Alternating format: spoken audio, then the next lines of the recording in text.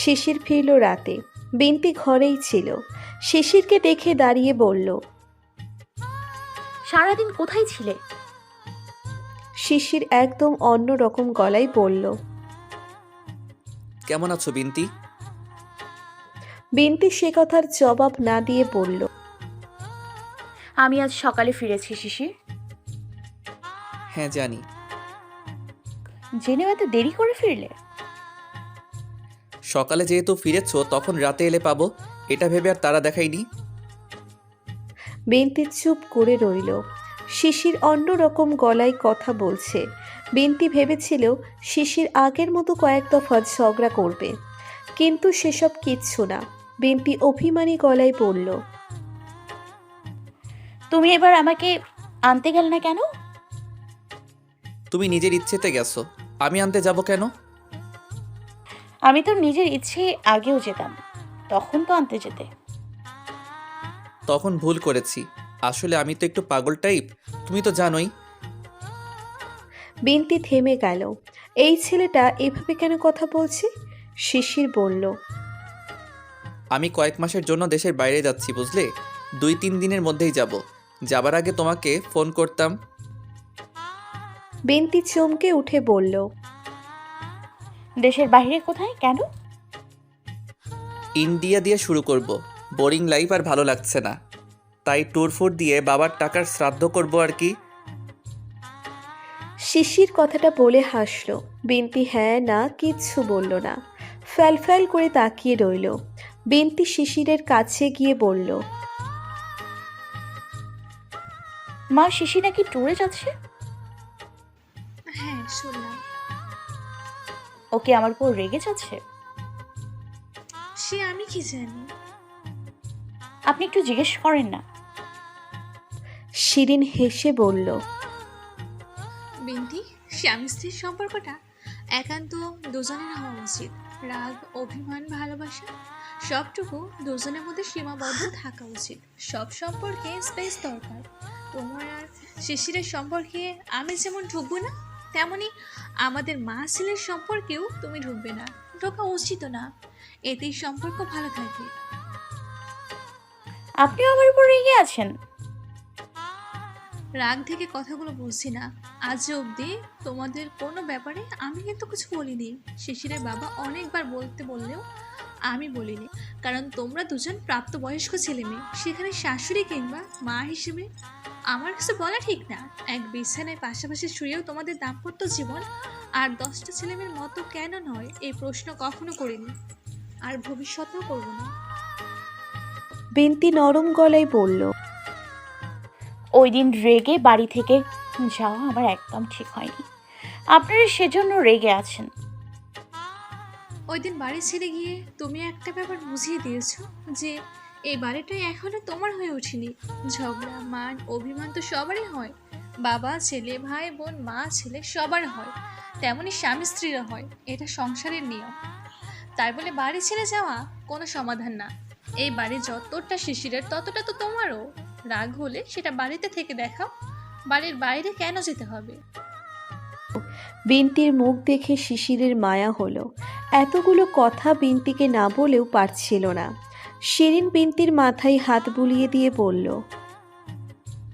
যাই হোক, এরপর আর বাড়ি ছেড়ে যাবে না। শ্বশুর বাড়ি, বাপের বাড়ি বলে কোনো কথা নেই। তুমি যে বাড়িটাই থাকো সেটাই তোমার বাড়ি। নিজের বাড়ির সবগুলো মানুষ তো আর এক হয় না, হাতের 5 আঙ্গুলের মতোই আলাদা আলাদা। সেসব বুঝতে হবে। বিন্তি নিঃশব্দে কাঁদছে, বলল। আমি এই কথাগুলো মনে রাখবো না। শিশিরের আজ চলে যাবার দিন। বিন্তি বেশ বুঝতে পারছে যে শিশিরের মনে পাহাড় সমান অভিমান জমে আছে। আগের মতো কথা বলে না, যা জিজ্ঞেস করে তার বাইরে কিছু জিজ্ঞেসও করে না। গত রাতে বিন্তি শিশিরের ব্যাগ গুছিয়ে দিতে দিতে বলল। এতদিন আমাদের সবাইকে ছেড়ে থাকবে, খারাপ লাগবে না? সারাদিন তো ঘুরে ফিরে বেড়াবো, অত খারাপ লাগবে না। বিন্তি হাসল, বলল। আমার কিন্তু ভীষণ খারাপ লাগবে। শিশির এক পলক বিন্তিকে দেখে বলল। প্রথম প্রথম লাগবে, তারপর সয়ে যাবে। ব্যস্ত হয়ে গেলে আর খারাপ লাগবে না। ব্যস্ত কিভাবে হব? চাকরি করবে বলছিলে না? তুমি কিন্তু চাইছিলে না। আরে ধ্যাত, আমার আবার চাওয়া। আমার মতো পাগল ছাগলের কথায় তুমি কবে গুরুত্ব দিয়েছিলে? সামান্য একটা কথা, অথচ এই কথার মধ্যেই আক্ষেপ লুকিয়ে আছে। সত্যিই তো, কবে শিশিরের কথায় বিনতি গুরুত্ব দিয়েছিল? মনে মনে বলল। এরপর দেব শিশির। রাতে শেষবারের মতো দুজন পাশাপাশি ঘুমালো। বিনতি বলল। আমি যদি তোমার বুকে মাথা রাখি তাহলে কি তোমার অসুবিধা হবে? শিশির আমতা আমতা করে বলল। ঘুম হবে না সম্ভবত। চলেই তো যাচ্ছ, একবার না হয় না ঘুমালে? শিশির কিছু বলল না। বিনতি এসে শিশিরের বুকে মাথা রাখল। শিশির খানিক বাদে বিনতির চোখের জলের স্পর্শ পেল, তবুও চুপ করে রইল। একটা নির্ঘুম রাত কাটিয়ে দিল দুজন মিলে। যাবার আগে বিনতি শিশিরকে বলল। ভালো থেকো। তুমিও। আমি তোমাকে প্রতিদিন ফোন করব। তোমার করার দরকার নেই, আমি করব। আমি অপেক্ষায় থাকবো তোমার। শিশির মৃদু হেসে বলল। নিজের খেয়াল রেখো। বিনতি এগিয়ে এসে শিশিরকে জড়িয়ে ধরল। শিশিরও ধরল আলতো করে। বিনতি কানে কানে বলল। পাগল শিশিরকেই আমার বড্ড বেশি ভালো লাগতো, বুঝতে বড্ড দেরি করে ফেললাম গো। শিশির একটাও কথা বলল না, মনে মনে বলল। আল্লাহ আমাকে আরেকটু ধৈর্য দাও। বিনতি এয়ারপোর্টে যায়নি। তুষার, শিরিন আর শিশিরের বাবা গেছে। তুষার শিশিরের একটা হাত ধরে বলল। তোকে খুব মিস করব। শিশির হাসল। তুষার বলল। তুই করবি না? হুম। তুই কি আমার উপর রাগ করে আছিস? তোকে সেদিন ওইভাবে মারার পরও তুই একটু রাগলি না। আমি কিভাবে রেগে থাকি? তুই তো আমার মারার যাই যাচ্ছিস, 100 বার মারবি।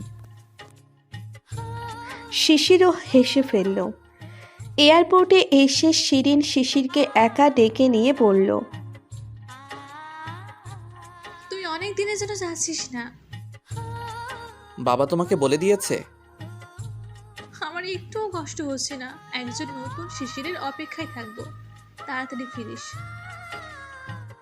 শিশির মাকে জড়িয়ে ধরল। শিরিন সত্যিই কাঁদছে না, শিশির কাঁদছে ফুপিয়ে ফুপিয়ে। অনেকদিন বাদে শিশির এভাবে কাঁদল। শিশির চোখ মুছতে মুছতে বলল। সাবধানে থেকো মা, তুমি কিন্তু একটু বেশি ভালো মহিলা। অনেকে তোমার জিনিসপত্র চুরি করে নিয়ে যায়, একটু সাবধানে জিনিসপত্র গুছিয়ে রেখো। শিরিন হেসে বলল। তোর রেখে যাওয়া সবচেয়ে দামি জিনিস আমি মাথায় করে রাখবো, কেউ চুরি করে নিতে পারবে না। শিশির কাঁদতে কাঁদতেই হেসে ফেলল। সন্ধ্যা নেমেছে অনেকক্ষণ। বিনতি বিছানায় শুয়েছিল।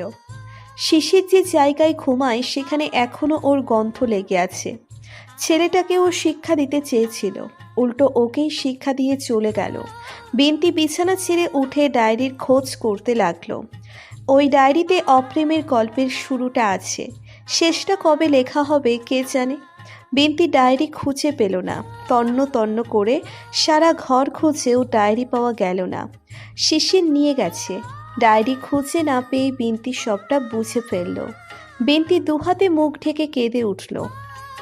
ততক্ষণে শিরিনরাও সবাই এসে গেছে।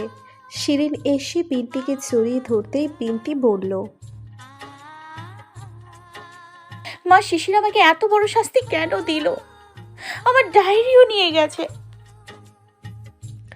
শিরিন নিজেও কাঁদতে লাগলো, বলল। তোমার ধৈর্যের পরীক্ষা দেওয়ার পালা, ধৈর্য ধরো। বিনতি ব্যাকুল হয়ে কাঁদতে লাগলো। ডায়েরি ভর্তি শিশিরের সব কথা লেখা, খুঁটিনাটি সব। অপ্রেমের গল্পের শুরুটা তো বিনতি লিখেছিল, শেষটা কি শিশির লিখতে পারবে?